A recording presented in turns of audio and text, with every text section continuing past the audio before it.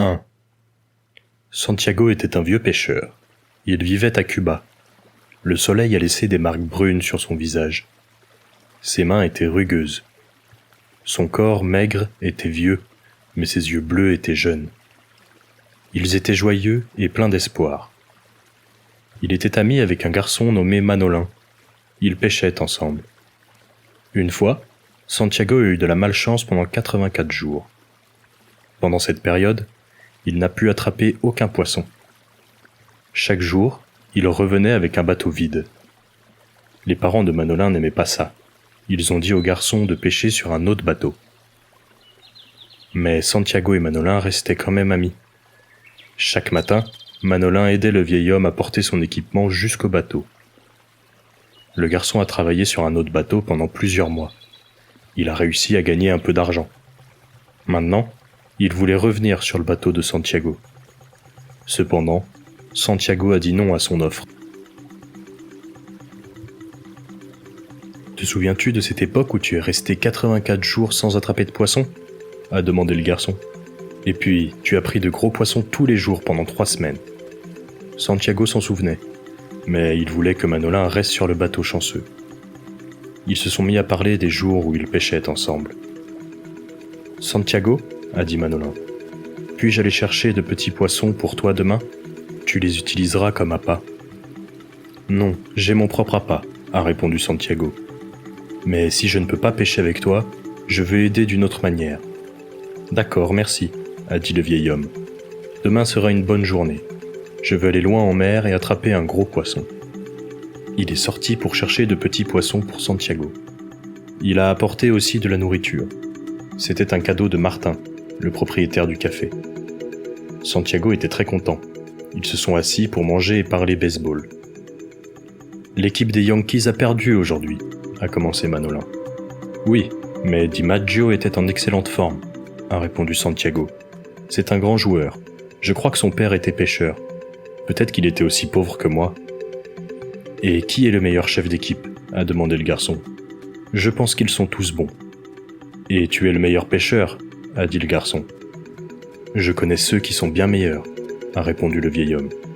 Il y a de bons pêcheurs, il y a de grands pêcheurs, mais personne n'est comme toi, a dit Manolin d'un ton sérieux. Quand le garçon est parti, Santiago est allé se coucher. Quand il était enfant, il a été en Afrique, et il rêvait souvent de cela maintenant. Il rêvait de lions qui jouaient sur la plage comme d'énormes chats, et il aimait ce rêve.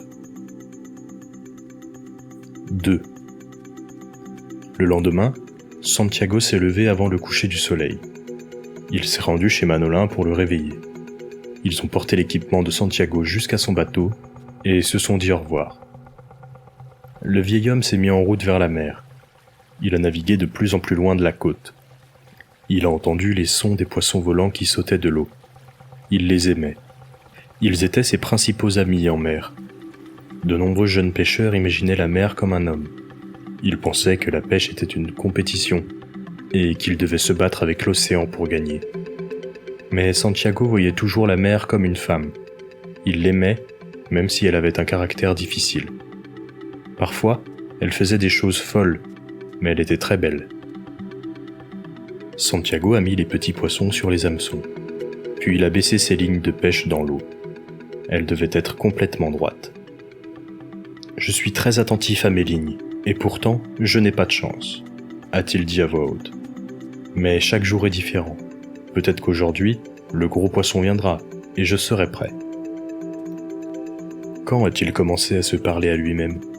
Il parlait comme une personne folle, mais il savait qu'il n'était pas fou. Le soleil s'est levé, et Santiago pouvait voir d'autres bateaux autour de lui. Il a regardé en arrière, et a réalisé que la côte était maintenant très loin. Il ne pouvait plus voir la terre. Soudain, l'une des lignes a tremblé et est devenue tendue. Le vieil homme l'a touchée prudemment. « C'est un marlin, a-t-il pensé.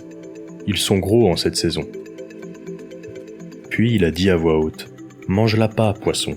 Il est très frais. Allez, prends-le. » Le poisson a tiré sur la ligne, puis s'est arrêté. Puis il a tiré à nouveau. Finalement, Santiago a senti que le poisson avait l'appât dans sa bouche. Il a attendu un peu, puis a tiré. Mais le poisson était trop lourd et le vieil homme ne pouvait pas le sortir de l'eau. Ensuite, le marlin s'est enfui lentement et a emporté le bateau avec lui. « J'aimerais avoir le garçon avec moi », a pensé le vieil homme. « Ce poisson m'emmène en pleine mer. Eh bien, au moins, il ne descend pas aux profondeurs. » Le poisson a tiré le bateau toute la journée. Puis la nuit est venue et le marlin nageait toujours. À un moment donné, Santiago a eu de la compassion pour le poisson. Mais il devait le capturer. « Je resterai avec toi jusqu'à mort, poisson », a-t-il dit à voix haute. Quand le soleil s'est levé, le marlin nageait toujours. Santiago tenait fermement la ligne. « Je t'aime beaucoup, poisson, mais je dois te tuer avant la fin de la journée, » a-t-il dit. 3. Le matin, Santiago a remarqué du sang sur sa main. La ligne l'a blessé. « Je dois rester fort, je vais manger le poisson que j'ai attrapé hier, » a décidé le vieil homme. Il a mangé le poisson. Sa main lui faisait mal. « J'aimerais aussi nourrir le marlin, » a-t-il pensé, « mais je dois le tuer. » La mer et le ciel étaient calmes. Santiago pensait qu'il était seul. Puis, plusieurs oiseaux ont volé au-dessus de sa tête. Personne n'était jamais complètement seul en mer. La ligne a bougé. Le marlin remontait lentement. Puis, il a sauté hors de l'eau. Sa peau brillait intensément au soleil. « Il est plus long que le bateau, » a dit le vieil homme. « Je n'ai jamais vu un poisson aussi gros. » C'est un grand poisson, mais il ne comprend pas combien il est puissant. Ensuite, Santiago a fait une prière à Dieu. « Si j'attrape le marlin, je recommencerai à aller à l'église, » a-t-il pensé. Il faisait à nouveau sombre. Tout le corps de Santiago lui faisait mal, mais il pensait au baseball et au grand DiMaggio. DiMaggio jouait bien, même quand son pied lui faisait mal. Cette pensée aidait Santiago à rester fort. La nuit, un dauphin a pris l'un de ses appâts. Santiago a tiré le dauphin plus près et l'a tué. « Comment vas-tu, poisson ?» a-t-il demandé alors. « Je vais bien maintenant parce que j'ai de la nourriture pour demain. Ainsi, j'ai un avantage sur toi. » Mais en réalité, Santiago n'allait pas bien. Il se sentait plutôt mal. Il était fatigué, alors il a décidé de se reposer. Le poisson était un peu plus lent maintenant. Santiago a mangé un peu de viande du dauphin et s'est endormi. Il a rêvé de sa pauvre maison et de lions sur la plage. 4. Santiago s'est réveillé car la ligne tremblait.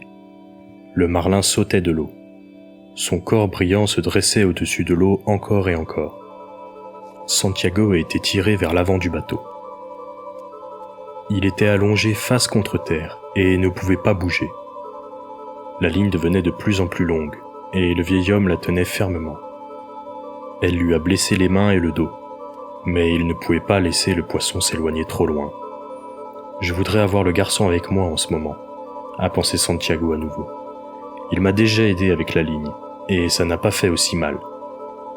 Santiago a regardé sa main gauche.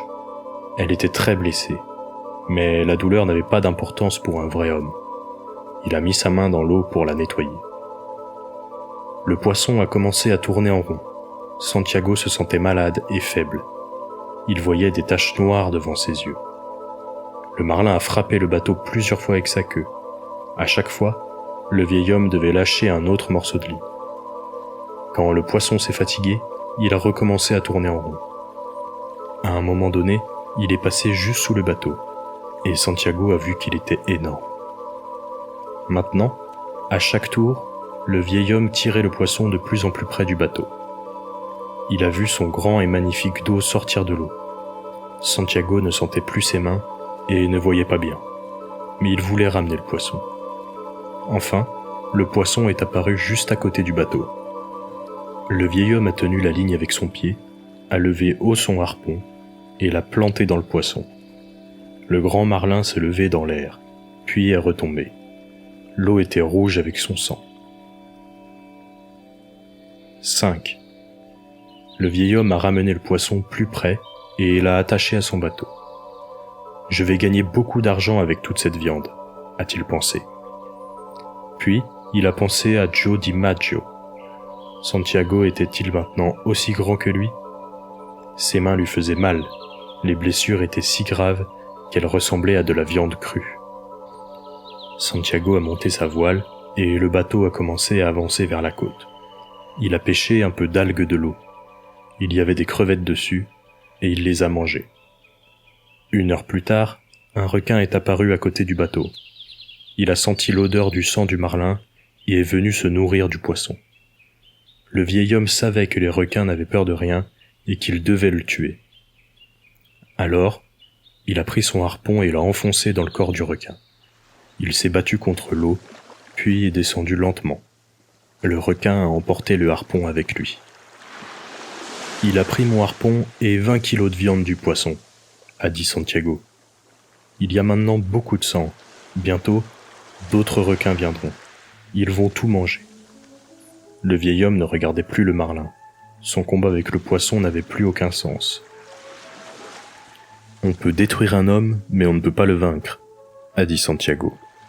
Je vais essayer de penser à des choses positives. Je navigue vers la côte et bientôt, je serai chez moi. Maintenant, il pensait que tuer le marlin était un crime. Il ne l'a pas fait pour le manger ou pour le vendre. Le combat avec le marlin était pour lui comme une compétition ou un match de baseball. Plusieurs heures plus tard, 2 autres requins sont arrivés. L'un d'eux a attaqué le poisson et Santiago a enfoncé un couteau dans son œil. Pendant ce temps, le 2e requin mangeait le marlin. Santiago l'a tué aussi. Cependant, c'était trop tard. Ils ont pris encore 1/4 du marlin. Et ça a été la meilleure partie. Pourquoi n'est-ce pas un rêve, a pensé Santiago à nouveau. Pourquoi suis-je parti si loin? Je suis désolé, poisson. Ça a mal fini pour nous deux. Il ne voulait plus parler au poisson. Il ne restait de lui que la moitié de son corps. Je suis désolé, demi-poisson, a-t-il dit enfin. Je nous ai détruits tous les deux. Mais toi et moi avons aussi tué beaucoup d'autres animaux. Combien de requins as-tu tué? Probablement beaucoup. Et si d'autres requins arrivent pendant la nuit, il fera noir et je ne les verrai pas. Mais je me battrai contre eux jusqu'à ma mort. Santiago espérait peut-être pouvoir ramener au moins la moitié du poisson. Puis, il a réalisé que c'était impossible. J'ai détruit ma chance. Je ne devais pas aller trop loin en mer, a-t-il pensé. À minuit, d'autres requins sont arrivés. Il faisait noir et Santiago ne pouvait pas les voir. Il les entendait seulement manger le poisson. Le vieil homme a essayé de combattre les requins avec son couteau, mais il l'a perdu ensuite. Les requins ont mangé toute la viande du corps du marlin. Le vieil homme a senti le goût du sang dans sa bouche et a eu peur à un instant. Mais il n'y en avait pas trop. Il naviguait lentement vers la côte sans pensée ni sentiment. Il se sentait battu. Et par quoi a-t-il été battu? Rien, s'est-il dit. J'ai navigué trop loin. Quand Santiago est arrivé sur la côte, personne n'était là. Il faisait sombre et calme. Les os du marlin étaient toujours attachés à son bateau. Il brillait sous la lumière du lampadaire. Santiago a pris toutes ses affaires et est rentré chez lui. Il était fatigué et a dû s'arrêter pour se reposer plusieurs fois. Finalement, il est tombé sur son lit et s'est endormi. 6. Le matin, Manolin est venu chez Santiago. Quand il a vu les mains du vieil homme, il s'est mis à pleurer. Il est allé lui chercher du café et a pleuré tout le long du chemin. Le garçon est revenu avec une tasse de café et l'a gardé au chaud jusqu'à ce que Santiago se réveille. « Ne te lève pas, bois ceci », a dit Manolin. « Ils m'ont vraiment battu cette fois », a dit Santiago. « Qui, le poisson ?»« Non, les requins qui l'ont mangé plus tard », a répondu Santiago.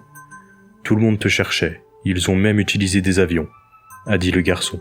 « L'océan est très grand, c'était difficile de me voir », a répondu le vieil homme. « Tu m'as manqué. Je pêcherai toujours avec toi maintenant, peu importe ce que disent mes parents, » a dit le garçon. « D'accord, » a accepté Santiago. « Mais nous devrons trouver un nouveau couteau pour moi et l'avoir toujours avec nous. » Puis, Santiago s'est endormi à nouveau. Le garçon s'est assis près de son lit et a regardé son visage.